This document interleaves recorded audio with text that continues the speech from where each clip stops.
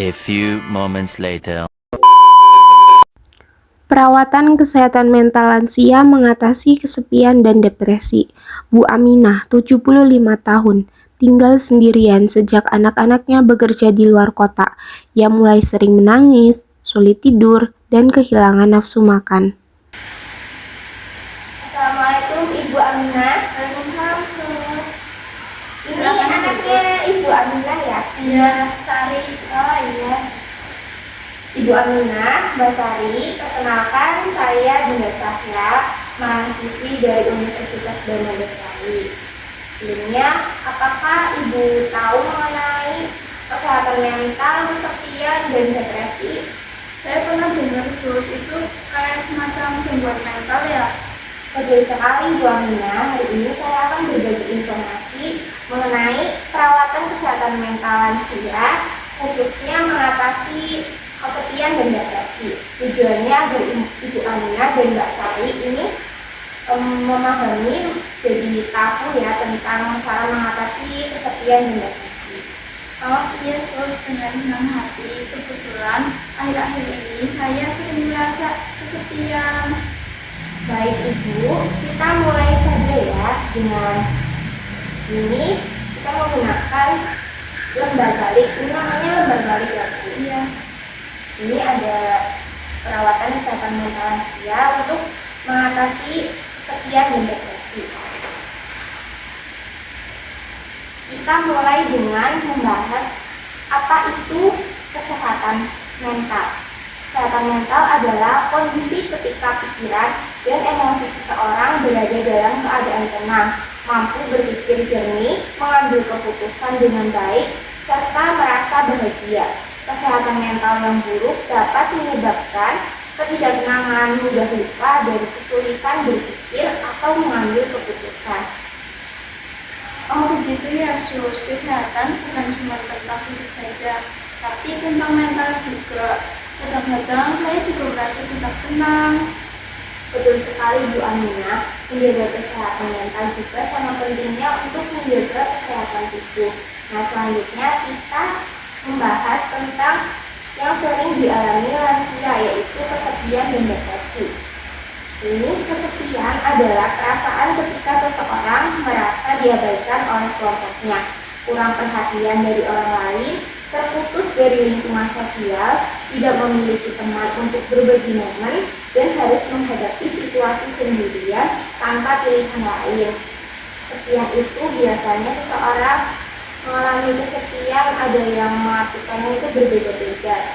Misalnya seseorang itu mengartikannya dengan kesepian adalah hal yang normal, tetapi kesepian juga sebagian orang menganggapi kesepian itu merupakan kesedihan yang mendalam. Kesepian ada dua, yaitu kesepian secara emosional maupun sosial. Nah, secara emosional itu biasanya ketika seseorang lansia itu mengalami kesedihan karena ditinggal oleh keluarganya, ditinggal kematian gitu ya, keluarganya ada yang meninggal, jadi lansia itu merasa sedih.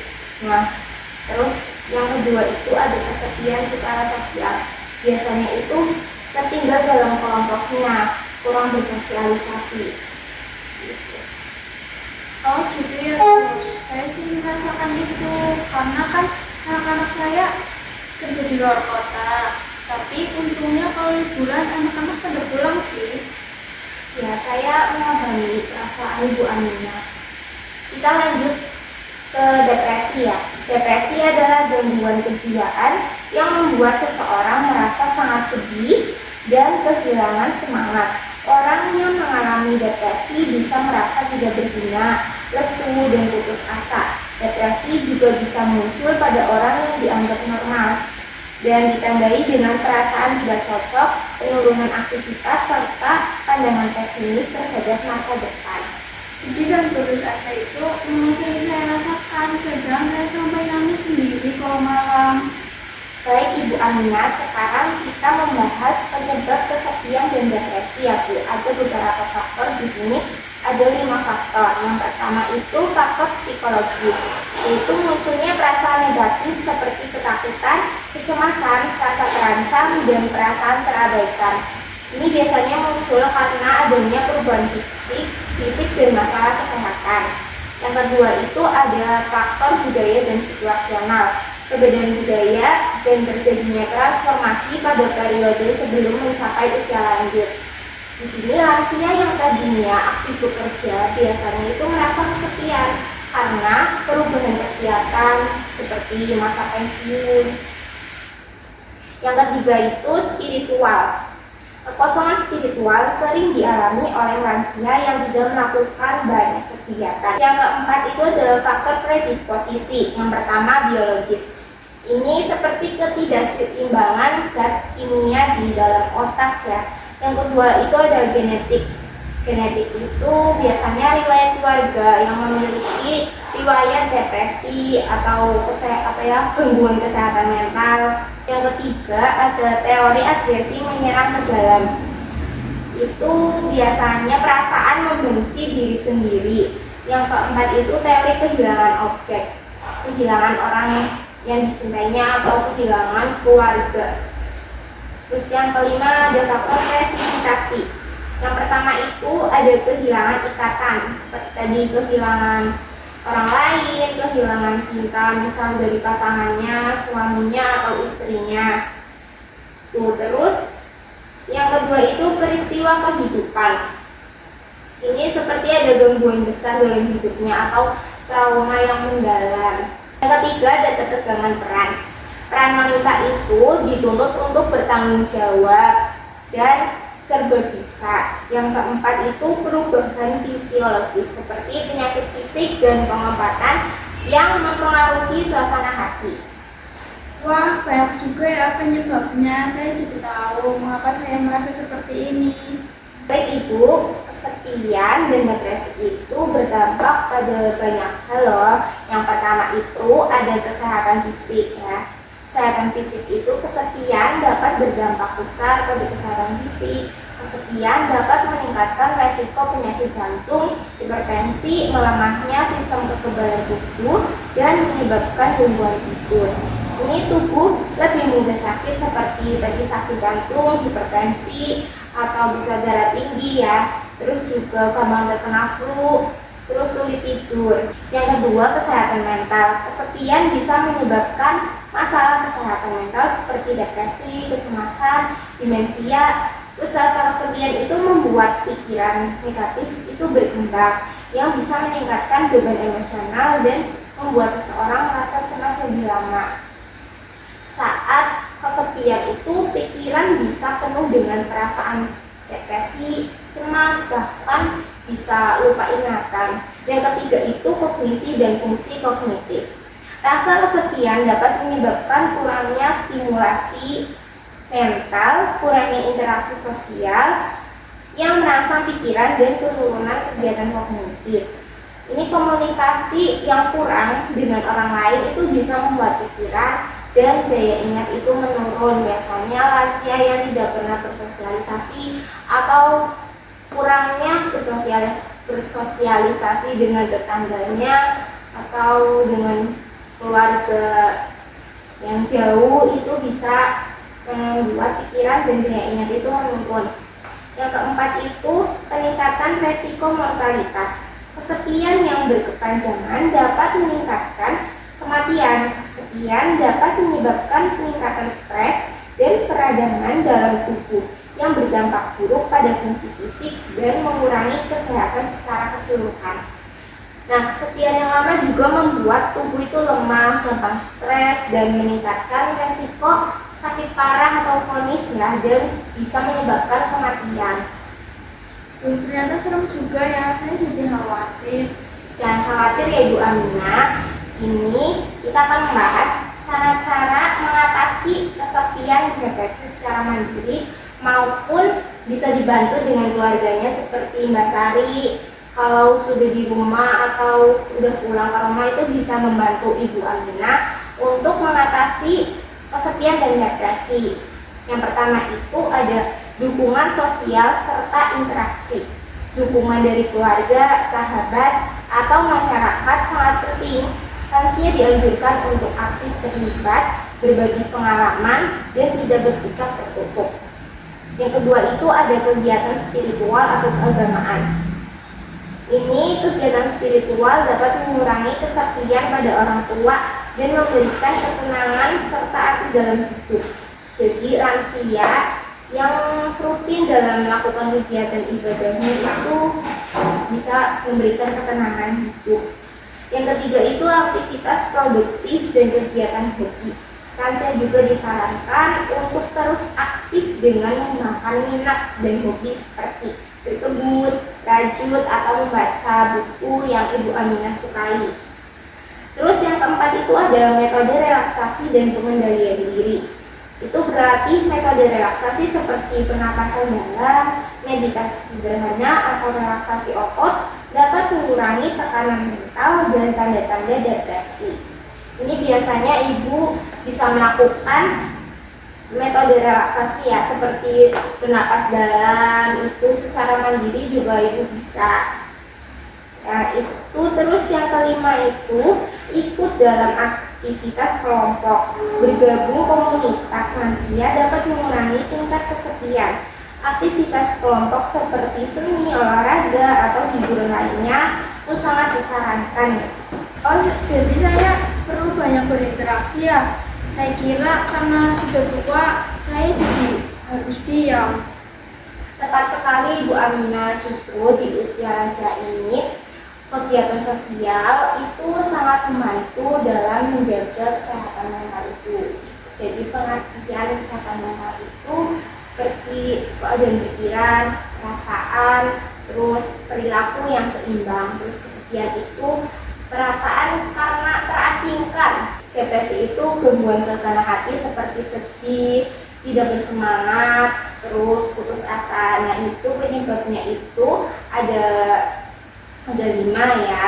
Yang pertama itu ada faktor psikologi seperti kecemasan, merasa ditinggalkan. Terus yang kedua itu ada faktor situasional seperti masa pensiun tadi. Terus yang ketiga itu ada faktor spiritual seperti kurangnya beribadah. Yang keempat itu ada riwayat genetik atau keluarga. Terus yang kelima itu ada kehilangan peran atau kehilangan keluarganya, dan itu ada dampaknya seperti gangguan fisik seperti penyakit jantung, hipertensi, tekanan darah tinggi. Terus ada gangguan mental seperti depresi, kecemasan, disfungsi kognitif yaitu lupa dan sulit berpikir. Yang keempat itu ada resiko kematian seperti pada penyakit kronis. Cara mengatasinya itu dengan aktivitas kelompok, aktivitas sosial, terus bisa dengan tadi melakukan hobi seperti merajut, berkebun, atau membaca ya, menjalankan kegiatan spiritual seperti melakukan ibadah rutin, melakukan relaksasi yaitu relaksasi nafas dalam ya Ibu Aminah, dan berpikir positif serta meditasi. Bagaimana Bu Aminah dan Mbak Sari, apakah ada yang ditanyakan atau kurang jelas?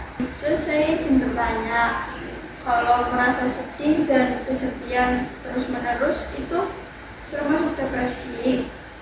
Apakah saya perlu ke dokter atau dengan cara-cara yang tadi sudah jelaskan saja? Itu pertanyaan yang sangat bagus ya Ibu Aminah. Ketika merasa sangat sedih, sulit tidur dan kehilangan nafsu makan secara terus-menerus itu seperti yang Bu Aminah alami itu ya, itu memang bisa menjadi tanda-tanda depresi atau kesepian ya Bu, yang perlu perhatian. Meskipun cara-cara mandiri itu yang tadi saya jelaskan sangat membantu, jika gejalanya itu berat dan mengganggu kesehatan mental Ibu Aminah itu disarankan untuk segera berkonsultasi dengan tenaga kesehatan seperti dokter atau psikolog ya Bu. Mereka bisa memberikan penilaian yang sesuai tentang kondisi Ibu Aminah. Ibu jangan ragu mencari tenaga profesional ya Bu. Oh begitu ya Sus, baik, saya jadi lebih mengerti sekarang. Terima kasih juga ya atas penjelasannya. Sama-sama Ibu Aminah. Sebelum kita akhiri, bisakah Ibu menyebutkan penyebab kesepian dan depresi dan juga cara mengatasi kesepian dan depresi itu? Penyebabnya muncul perasaan takut, cemas, dan kebencian terhadap diri sendiri. Dan cara mengatasinya, saya harus bersosialisasi dan mengikuti banyak kegiatan dan melakukan hobi saya seperti membaca, merajut. Betul sekali Bu Aminah. Ibu Aminah sebelumnya melakukan hobi apa ketika Ibu Aminah itu merasa kesepian di rumah? Dulu pas muda saya pernah belajar merajut, tapi sekarang karena sudah tua saya jadi lupa bagaimana caranya merajut. Wah, bagus sekali Bu Aminah. Ibu Aminah ada keinginan untuk melakukan hobi. Nah, saya akan menjadwalkan ulang minggu depan untuk kita melatih Ibu Aminah itu merajut ya Bu, agar mengurangi kesepian jika Mbak Sari ini berada di luar kota. Baik, Sus. Terima kasih ya, Sus, karena sudah membantu ibu saya. Karena saya juga nggak bisa nemenin ibu saya setiap harinya. Sama-sama Mbak Sari. Sebelum itu ini ada brosur leaflet ya untuk Ibu membaca lagi di rumah. Ini ada 2 untuk Ibu Aminah dan Mbak Sari ya. Terima kasih ya, Sus. Iya, sama-sama. Kalau begitu saya pamit ya. Kita berjumpa lagi minggu depan. Bu Aminah, tetap jaga kesehatan Ibu ya, tetap jaga kesehatan mental Ibu. Jangan mudah berpikir atau berpikir negatif ya Bu. Saya pamit dulu ya Bu. Ya, Sus. Ya, terima kasih. Assalamualaikum. Waalaikumsalam. A few moments later. Assalamualaikum Ibu Aminah, Mbak Sari, apa kabar? Waalaikumsalam. Perawat Dinda. Ya, saya hari ini kan sudah janji pada Ibu Aminah dan Mbak Sari untuk mengajari Ibu Aminah itu merajut. Karena kan Ibu Aminah kan terakhir merajut ketika Ibu Aminah muda, jadi Ibu Aminah itu lupa. Ini rajutan saya pas masih muda. Wah, bagus sekali Ibu.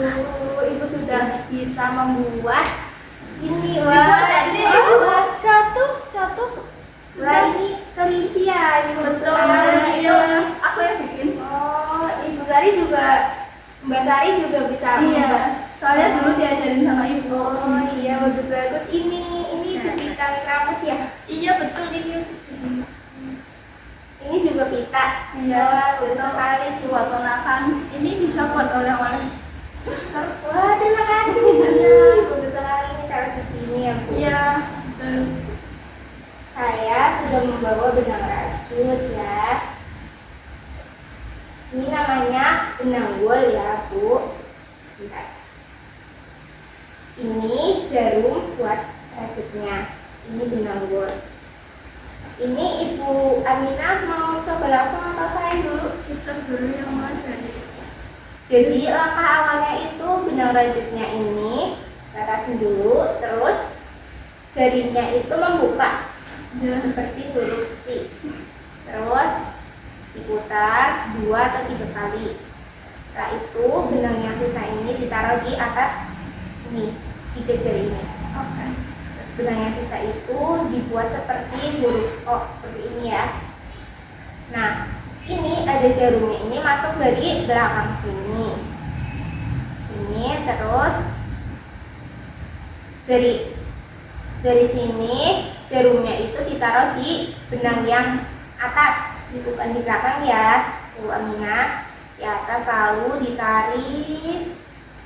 Nah, sudah seperti ini sudah membentuk simpul.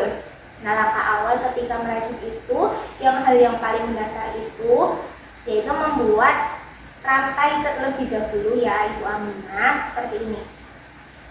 Tadikan jarumnya ini ditaruh di benang yang di atasnya ya Bu Aminah. Lalu kita putar, terus tarik. Nah, seperti ini Bu. Lalu kita ulangi lagi hingga rantainya ini panjang ya. Sesuai keinginan Ibu, kalau mau membuat sesuatu atau membuat dompet atau membuat baju, itu sesuai yang Ibu Aminah inginkan. Saya mau coba buat. Oh iya, boleh Ibu. sendiri ya? Iya, betul. Terus ini benangnya ditaruh di sini. Jadinya di atas. Dari. Nah, di atas ibu. Ya, betul.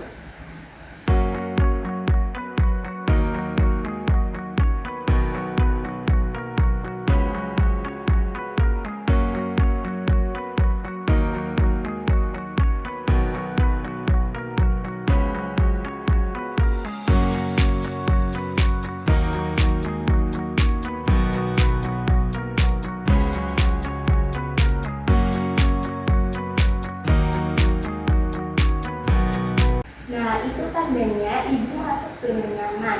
Merajut bisa dilakukan sambil mendengarkan musik atau ceramah ya ibu.